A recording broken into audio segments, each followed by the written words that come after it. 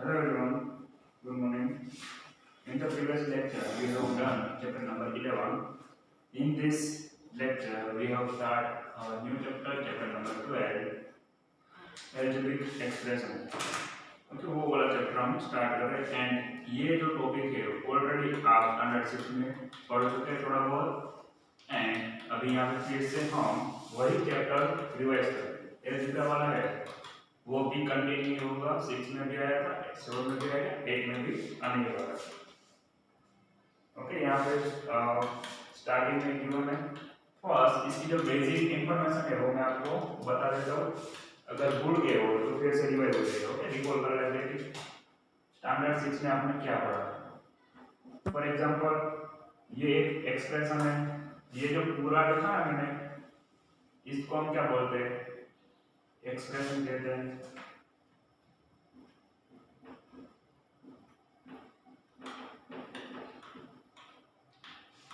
Okay इसको कहते हैं एक्सप्रेशन।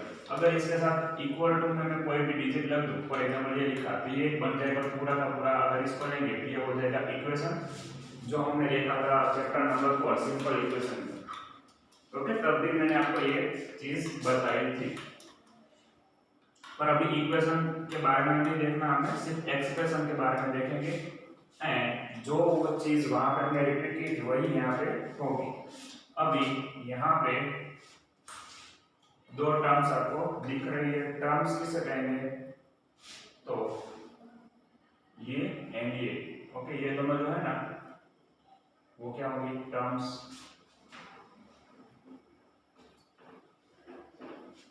उसमें ये जो x है, x क्या होगा, वेरिएबल जो आपको पता है एंड वेरिएबल की वैल्यू कैसी होती है, चेंज होती रहती है। ओके वो कोई फिक्स नहीं होती है वेरिएबल में। अगर वेरिएबल के आगे जो भी नंबर है उसको हम क्या कहते हैं, कोएफिशिएंट कहते हैं।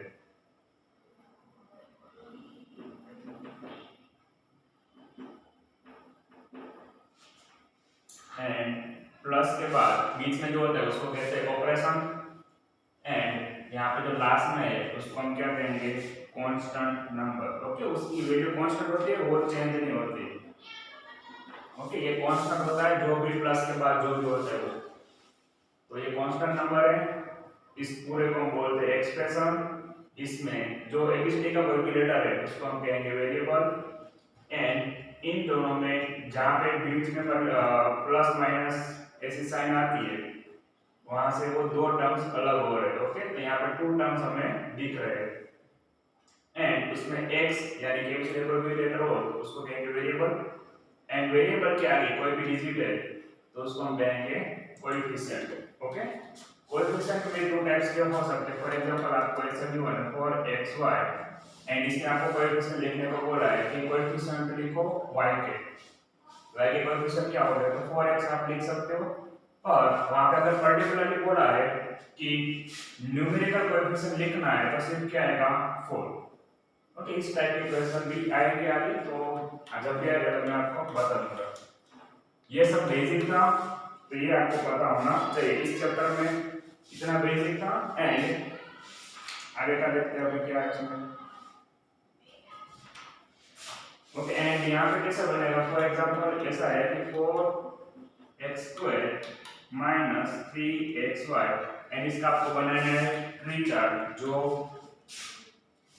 ट्री चार्ट में क्या होगा, उसका फैक्टर निकालना है कि इसमें कितने फैक्टर हो रहे हैं एंड उसकी टर्म्स कितनी है। तो टर्म्स आपको अभी पता चल जाएगा। तो कितनी टर्म्स है इसकी, 2 टर्म्स है। ओके इसमें 2 टर्म्स आपको दिख रही है, एक है 4x² and second one minus 3xy। Minus sign को हम साथ में ही रखेंगे। ओके एंड अभी इसके क्या निकालेंगे, फैक्टर। ये दोनों में जो लिखी वो क्या है, टर्म्स है एंड इसका भी फैक्टर हो जाएगा। फर्स्ट 4x² है यानी कि x कितनी बार है, 2 टाइम, तो x ये उसके फैक्टर होंगे।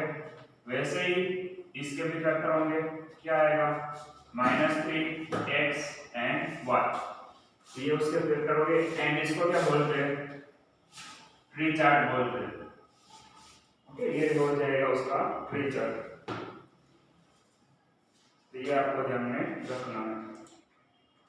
फिर यहाँ पे जो गेम में इम्पोर्टेंस है वो है monomial, binomial, trinomial and polynomial. अभी मोनोनोमियल किसे कहेंगे? तो मोनोनोमियल जिसमें सिर्फ मोनोनोमियल के बारे में देख लेते हैं।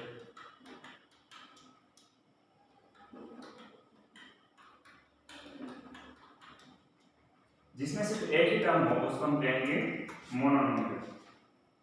Okay, and expression with only one term is called monomial. 7xy, तो ये एक ही टर्म है, भले ही दो वेरिएबल का यूज हुआ है पर ये टर्म्स एक ही है, क्योंकि वहां पे बीच में ऑपरेशन की साइन नहीं है जो प्लस माइनस होती है वैसे। -5m 7x। ओके, तो जिसमें सिर्फ एक ही टर्म्स का यूज हुआ है उसको हम कहेंगे मोनोनोमियल। बाइनोमियल है, बाइनोमियल में सिंपल है, इसमें क्या होगा, टू टर्म्स।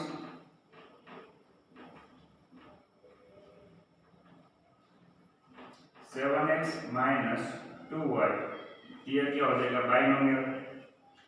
वैसे x plus y 3x square minus 5, तो ये सभी क्या होंगी बाइनोमियल। बाइनोमियल क्यों? क्योंकि इसमें टू टर्म्स आपको दिख रहे हैं, जिसमें टू टर्म्स है उसको बाइनोमियल, एंड थ्री टर्म्स हो तो उसको ट्राइनोमियल।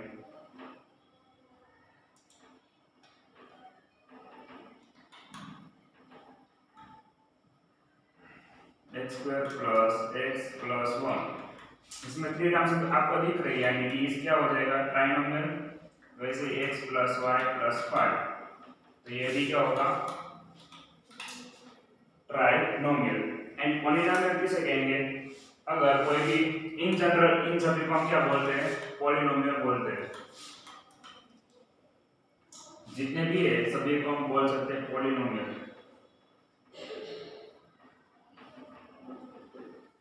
एंड अगर तीन से ज्यादा टर्म्स आ रहे हैं कोई भी, ओके, तो उसको भी हम क्या बोलेंगे polynomial. For example x plus y plus z plus 5, इस टाइप के है, यानी कि 4 टर्म्स इसमें है, तो उसको भी हम क्या बोलेंगे पॉलिनोमियल। ओके, ट्राइनोमियल तक होता है, पर इन सभी को भी आप पॉलिनोमियल बोल सकते हो। फॉर एग्जांपल 7x लिखा है तो उसको भी आप पॉलिनोमियल बोल सकते हो एंड मोनोनोमियल भी कह सकते हो।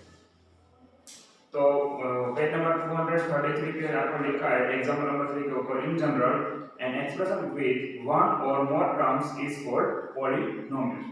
ओके, एक या एक से ज्यादा जो भी टर्म्स आ रही है उसका क्या कह सकते हो पॉलिनोमियल कह सकते हो। ओके, एंड इसमें एक और टॉपिक है like term and unlike term, तो वो भी देख लेते हैं।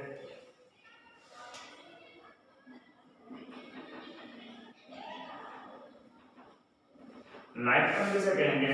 जिसमें वेरिएबल सेम है उसको like term, and variable same ना हो तो उसको कहेंगे unlike term. For example 4x and 5x, तो ये दोनों क्या होंगे लाइक टर्म बन जाएंगे। वैसे ही अगर आपको गिवन है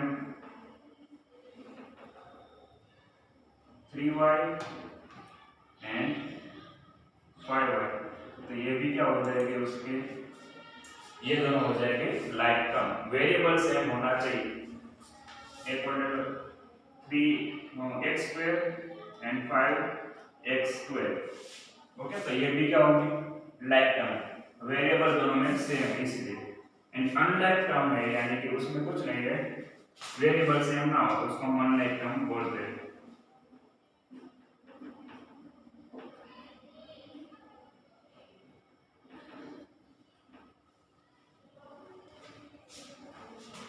फॉर एग्जांपल ऐसा भी वाला 3y एंड 5x, तो दोनों में वेरिएबल अलग अलग है, यानी ये दोनों क्या हो जाएगी अनलाइक टर्म होगी।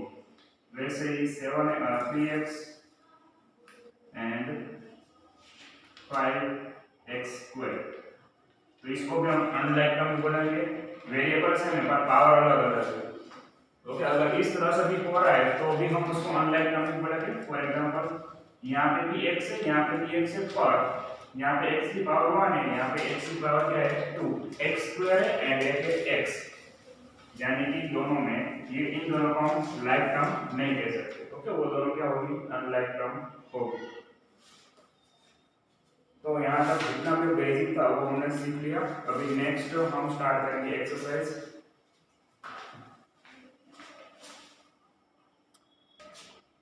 एक्सरसाइज 12.1।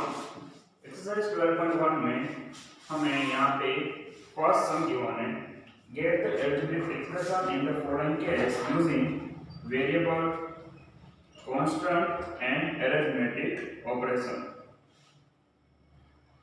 ओके, अभी यहाँ पे आपको क्या करना है, स्टेटमेंट गिवन है एंड उसमें किसका यूज करना है, variable, constant and arithmetic operation का यूज करके एक एक्सप्रेशन आपको बनाना है। ओके, ऑपरेशन यानी मैंने आपको बताया बीच में प्लस माइनस की जो साइन आती है उसको हम ऑपरेशन बोलते हैं। कांस्टेंट भी पता है एंड वेरिएबल भी पता है। ओके, तो अभी फर्स्ट है subtraction of z from y। यहाँ पे कैसा क्वेश्चन अभी आपको गिवन है फर्स्ट सम में, जैसे आपने सिंपल इक्वेशन में सॉल्व किए थे चैप्टर नंबर 4 हमारा जो था ना सिंपल इक्वेशन, जिसमें स्टेटमेंट गिवन था एंड हम क्या बनाते थे, इक्वेशन बनाते थे, वैसे ही यहाँ पे स्टेटमेंट गिवन है एंड हमें क्या बनाना है, उसके एक्सप्रेशन बनाना है। तो फर्स्ट वाला काफी इजी है, अगर आपने सिंपल इक्वेशन अच्छे से पढ़ा होगा तो ये तो आपने सॉल्व भी कर लिया होगा। तो फर्स्ट है subtraction of z from y। तो मैंने ऐसा बताया था कि फ्रॉम के बाद जो लिखा है वो पहले लिखो एंड देन सब्ट्रैक्शन के साइन माइनस जो भी वेरिएबल है वो। तो y में से हम क्या करेंगे, z को सब्ट्रैक्ट करेंगे। Second, 1/2 of the sum of number x and y। Okay, किसका हाफ करना है, तो sum of number x and y, x and y उसका सम कर दिया, उसका क्या करना है 1/2 यानी कि डिवाइड बाय 2। तो ये आपका उसमें आंसर बनेगा। सिर्फ आपको रीड करना है कि वो क्या कहना चाहते हैं एंड सिंपली वैसा आप करोगे तो आपको इसका एक्सप्रेशन मिल जाएगा। Sum of number x y, x and y का सम करना है एंड उसको 2 से डिवाइड करना है। Third one, the number z multiplied by itself, यानी कि नंबर z का मल्टीप्लिकेशन किसके साथ है, खुद z के साथ ही है, z into z यानी कि z का स्क्वायर भी आप लिख सकते हो। ओके, स्टेटमेंट में क्या कहा था, नंबर z है उसका मल्टीप्लिकेशन खुद उसके साथ ही हो रहा है। फॉर एग्जांपल 5 है तो 5 का मल्टीप्लाई 5 के साथ, 5 का 25 ऐसे भी आप लिख सकते हो एंड z 2 टाइम है तो z स्क्वायर भी आप उसको लिख सकते हो। Fourth, 1/4 of the product of number p and q। Same इसी टाइप का क्वेश्चन यहाँ पे क्या था, सम था एंड नीचे अभी गिवन है प्रोडक्ट यानी क्या होगा, मल्टीप्लाई। तो p and q का मल्टीप्लाई क्या होगा, pq एंड उसका 1/4 क्या है तो नीचे आएगा 4। ओके, यहाँ पे हाफ कहा था यानी कि हमने दोनों के सम के डिवीजन में क्या लिखा था 2, यहाँ पे दोनों का प्रोडक्ट है यानी कि दोनों का होगा मल्टीप्लाई डिवाइड बाय 4। तो 1/4 of product p q, p and q का जो प्रोडक्ट मिलेगा उसका 1/4 निकालना है।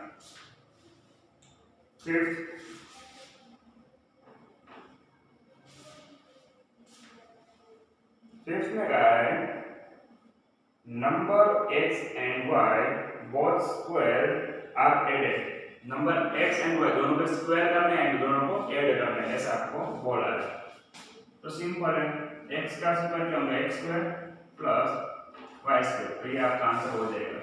Number x and y both square, दोनों के स्क्वायर करना है एंड ऐड करना है, ऐसा आपको कहा है। फर्स्ट क्या करेंगे, दोनों के स्क्वायर फिर उसको ऐड करेंगे वैसा। ओके, जैसा आपको बोला ऐसे लाइन में आपको करते जाना है। फिर नेक्स्ट है number 5 added to 3 time the product of number m and n। अभी किसका प्रोडक्ट करना है, m and n, उन दोनों का प्रोडक्ट क्या होगा mn एंड उसका भी क्या करना है 3 टाइम, यानी कि हम उसको क्या करेंगे 3 से मल्टीप्लाई जो भी हमें मिल रहा है उसमें हम कितने ऐड करना है 5, ये उसका एक्सप्रेशन बनेगा। नंबर m एंड n उन दोनों का प्रोडक्ट करेंगे, उसको क्या करेंगे 3 टाइम, उसका 3 टाइम यानी कि 3mn एंड जो भी हमें मिलेगा उसमें 5 ऐड करने 6 product of number y and z subtracted from 10। अभी यहाँ पे सब्ट्रैक्शन में आपको ध्यान रखना है, बाकी सभी में इजीली आप सॉल्व कर पाओगे, पर सब्ट्रैक्शन में अगर आपने ऑर्डर रखने में भूल कर दी, फर्स्ट आपने लिख दिया yz -10 तो वो हो जाएगा रॉन्ग। मैंने आपको क्या बताया, फ्रॉम के बाद क्या है 10 है, तो 10 को फर्स्ट लिखेंगे, फिर आएगा माइनस एंड इसका प्रोडक्ट है yz का प्रोडक्ट क्या हो जाएगा yz। ओके, तो ये उसका एक्सप्रेशन बनेगा 10 माइनस yz।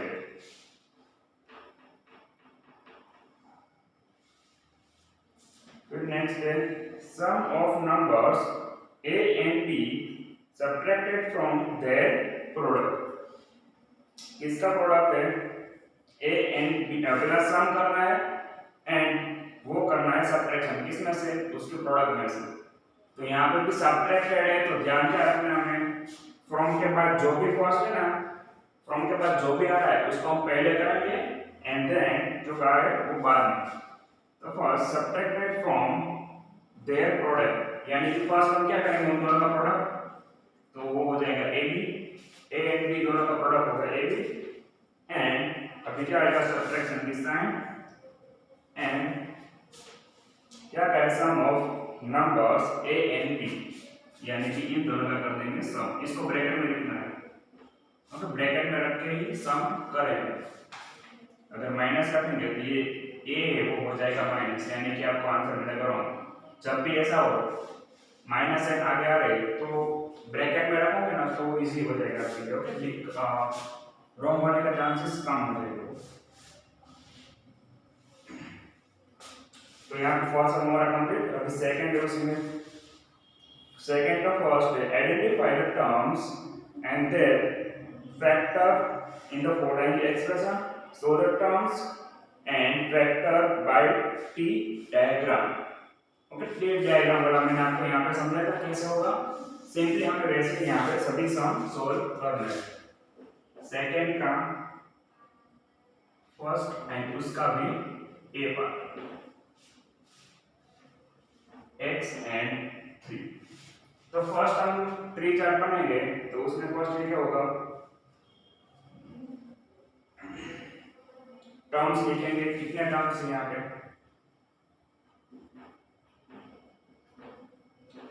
2 टर्म्स ही है। Okay, x and -3, minus sign को साथ में रखेंगे एंड नेक्स्ट फैक्टर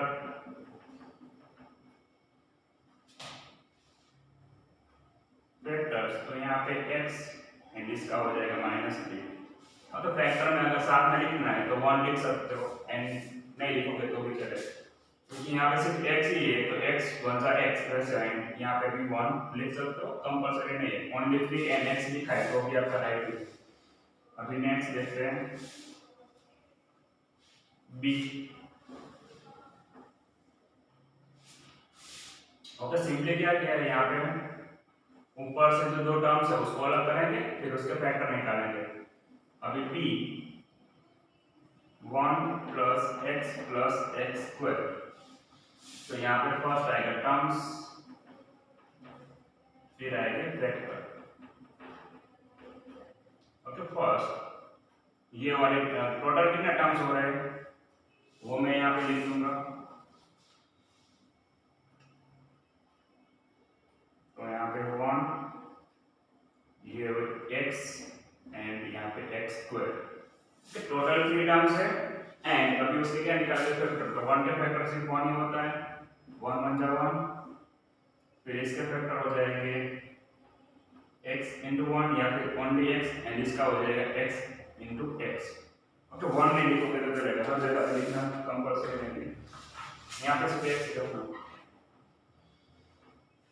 x² है यानी कि x 2 बार आ रहा है तो इसके फैक्टर ऐसे पड़ जाएंगे x इंटू एक्स। फिर नेक्स्ट देखते हैं सी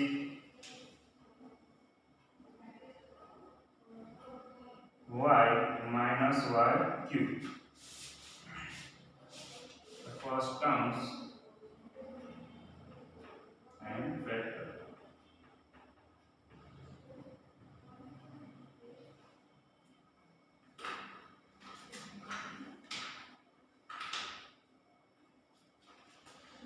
तो इसमें क्या है, दो टर्म्स आपको लिख रहे हैं, एक तो y है एंड दूसरा क्या है y क्यूब।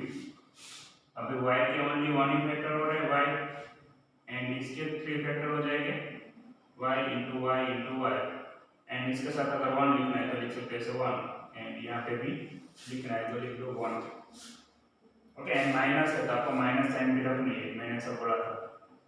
ओके प्लस में दिक्कत नहीं आएगी, प्लस में क्या होगा कि उसकी ऑलरेडी प्लस होता है पर अगर बीच में माइनस है तो माइनस y लिखना, तो माइनस वन भी आप इसी फैक्टर में लिख सकते हो या फिर किसी एक को माइनस y बना दो, वैसे भी कर सकते हो माइनस वाई इंटू वाई।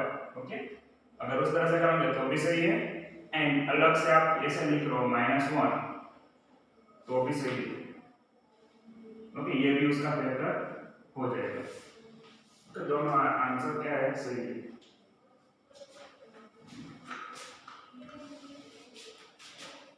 किसी का भी डी पढ़ ले रहे हैं 5xy square plus 7x square y। तो फर्स्ट टर्म लिखेंगे टर्म्स, तो आपको टर्म्स ऑलरेडी दिख रहे हैं, कितनी टर्म्स है यहाँ पे टू टर्म्स हो रही है, तो 5xy स्क्वायर दूसरा है 7x स्क्वायर y। अब फैक्टर तो इसके फैक्टर हम निकाल लेंगे, तो फर्स्ट आएगा 5 फिर x इसमें आ जाएगा 2y इंटू 1। वैसे यहाँ पे इसके फैक्टर क्या हो जाएंगे 7x दो बार है तो x into x and y। Okay तो ये सब उसके क्या हो जाएंगे फैक्टर। फैक्टर आपको पता है फैक्टर एंड मल्टीपल चैप्टर हमने पढ़ा था, चैप्टर स्टैंडर्ड 6 में factor and multiple. Okay in सभी का अगर आप मल्टीप्लाई करोगे तो आपको ये टर्म वापस मिल जाएगी वैसे। एंड लास्ट है e minus A B plus 2b square minus 3a square. जब भी माइनस आए तब आपको ध्यान रखना है कि माइनस साइन को साथ में हमें नीचे ले जाना है। ओके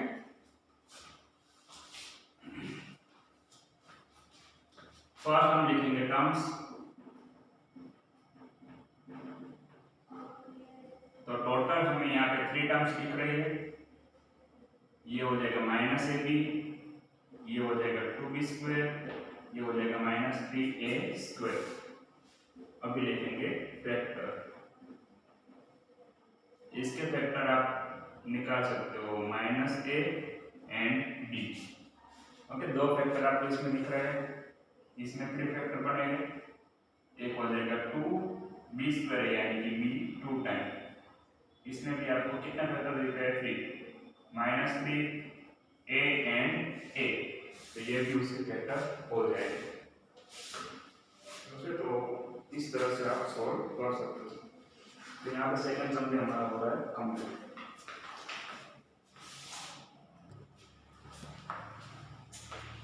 सेकंड पार्ट में आपको क्या कहा है, identify terms and factor in the expression given below. Expression आपको गिवन है एंड आपको आइडेंटिफाई करना है terms and factor, same type का सम है जो हमने इसके फर्स्ट पार्ट में सॉल्व किया वैसे ही, पर यहाँ पे आपको कहा है टी चार्ट का जो टी डायग्राम है वो बनाना है। तो हम क्या करेंगे, अभी सभी को एक ही फॉर्मेट में लिख देते हैं क्योंकि बार-बार में लिखना ना पड़े expression terms. Okay table form में इसको बना देते हैं। चलो यहाँ पे सेकंड इसका ए पार्ट है -4x + 5 यहाँ पे लिख देते हैं expression,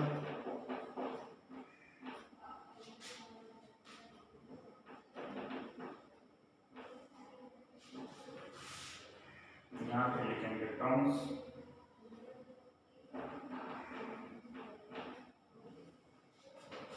and last factor.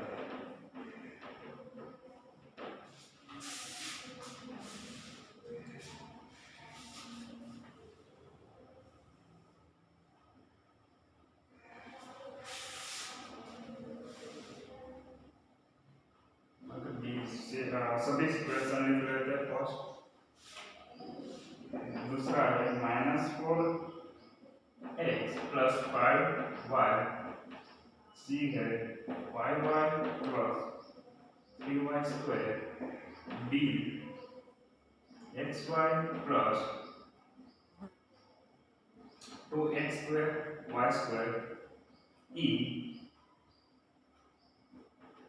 pq plus q, f 1.2 ab minus 2.4 b plus 3.6 a,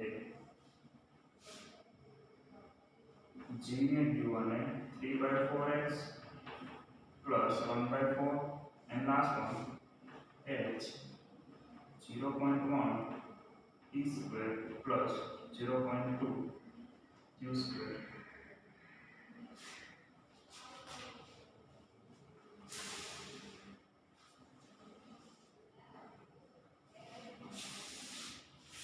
okay, तो फर्स्ट हम यहाँ पे क्या लिखेंगे, उसके टर्म्स जितने भी टर्म्स होगा तो लिखेंगे। तो टर्म्स को मैंने आपको बताया जहाँ से भी ऑपरेशन की साइन यहाँ पे आ रही है वहाँ से वो अलग पड़ेगा। टू टर्म्स में यहाँ पे दिख रहे हैं, तो -4x एंड दूसरा क्या होगा यहाँ पे 5, यानी कि दो टर्म्स यहाँ पे हो रहे हैं। इसके फैक्टर अभी बाद में लिखेंगे, -4 एंड x एंड यहाँ पे ऑलरेडी 5।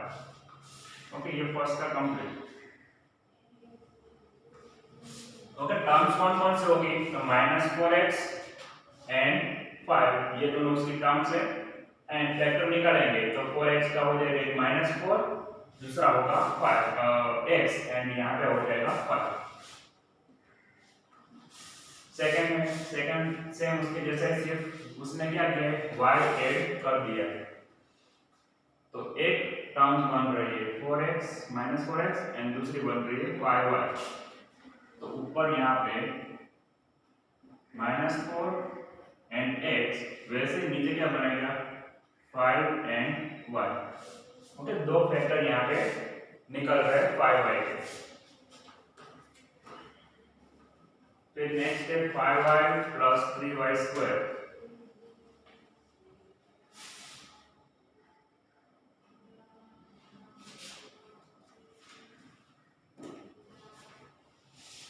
तो यहाँ पे भी हमें दो दिख रहे हैं, एक है टर्म्स 5y, दूसरी है 3y स्क्वायर। ओके,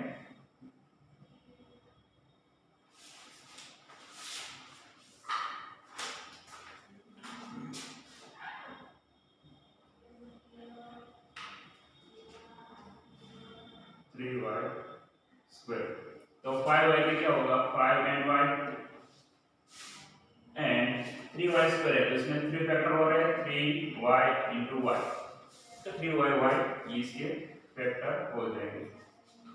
अभी d है, उसमें भी हमें टू टर्म्स मिल रही है, एक से xy, एक हो गई xy, दूसरी क्या होगी 2x square y square.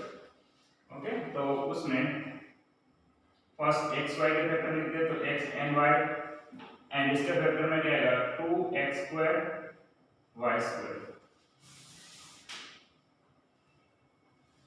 Okay, आप स्पेस रख के टेबल बनाना तो अच्छे से वो बन जाएगा। अभी टू टर्म्स है, ओके टू टर्म है, तो आपको क्या करना है इसके साथ दो लाइन छोड़ देंगे, इसमें टू लाइन में ये लिख देना, उसके सामने उसके फैक्टर लिखना, तो वो अच्छे से टेबल बन जाएगा आपका। फिर नेक्स्ट है pq प्लस q, तो इसमें भी दो फैक्टर है pq एंड ये q वाला। तो फर्स्ट वेक्टर हो जाएगा p एंड q एंड इसका हो जाएगा q। अभी ये जो है ना उसमें कितने वेक्टर कितने टर्म्स है, नेक्स्ट 3 टर्म्स है। ओके, तो तीनों टर्म्स आपको लिखने हैं एंड उसके फैक्टर भी लिखने हैं। तो 1.2 ab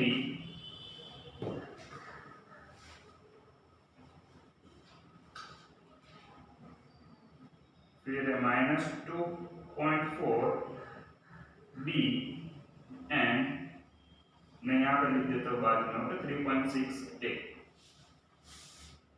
तो उसके हमें फैक्टर लिखने हैं। 1.2 के क्या हो जाएगा, फर्स्ट होगा 1.2 फिर a एंड इसका हो जाएगा b। सेकेंड अभी टर्म्स है तो उसमें क्या हो जाएगा वो 2.4 and b। Okay, and last है 3.6 उसका हो जाएगा 3.6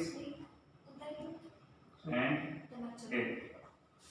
अभी इसमें 3/4 x, तो इसमें भी 2 टर्म्स है।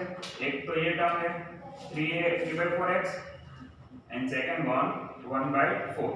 ओके, 2 टर्म्स हो गए, उसके भी फैक्टर निकालेंगे। तो एक हो जाएगा 3/4 एंड दूसरा क्या होगा x। अभी मैंने पास में उसका लिख दिया है, आप नीचे की लाइन में अलग से लिखना तो अच्छे से समझ में आएगा। अभी 1/4 तो वो एज इट इज ही रहेगा। ओके, यहाँ पे कॉमा भी है एंड ये सभी कॉलम, यानी कि वहां से वो अलग पड़ेगा। लास्ट में भी कितने हैं, 2 टर्म्स हमें दिख रहे हैं, तो 0.1 p square and 0.2 q square. तो यहाँ पे भी हमें फैक्टर क्या मिलेगा, एक हो जाएगा 0.1, दूसरा होगा p इंटू p, p का स्क्वायर यानी कि p कितने बार आएगा 2 time and 0.2 q into q। Okay, इस तरह से पूरा चार्ट बन जाएगा।